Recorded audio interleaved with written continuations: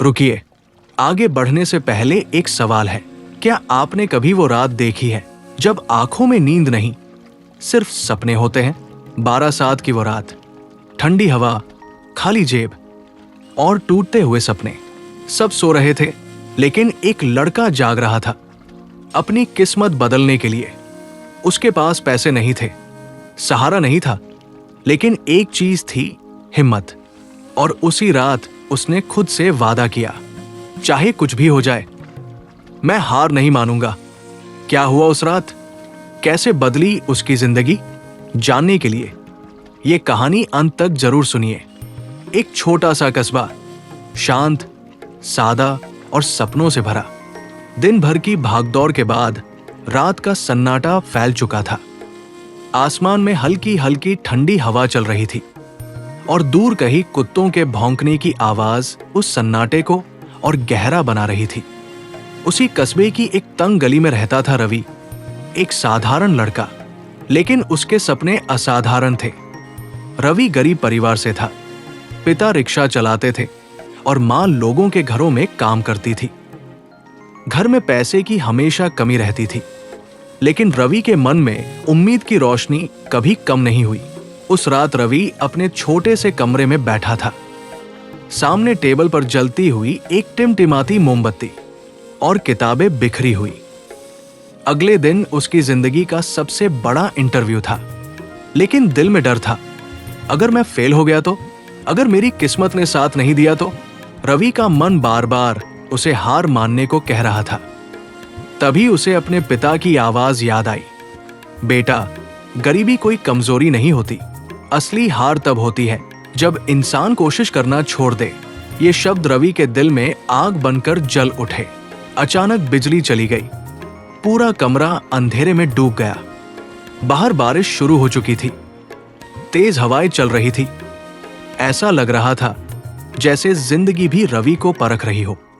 उसने खिड़की खोली, ठंडी हवा उसके चेहरे को छू गई और उसी पल उसने खुद से कहा, अगर रात सबसे अंधेरी है तो सुबह सबसे रोशन होगी।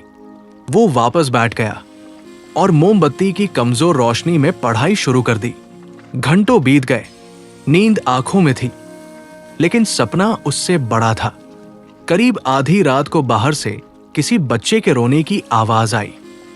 रवि बाहर निकला, देखा एक छोटा बच्चा बारिश में भीग रहा था और गिर पड़ा था। रवि तुरंत दौड़ा, उसे उठाया और उसके घर तक छोड़ आया। बच्चे की मां ने आंसू भरी आंखों से कहा, बेटा, भगवान तुम्हें बहुत आगे ले जाए। रवि मुस्कुराया और वापस अपने कमरे में आ गया। उस रात उसे समझ आया, सुबह की शुरुआत। रात गुजर गई, सुबह हो गई।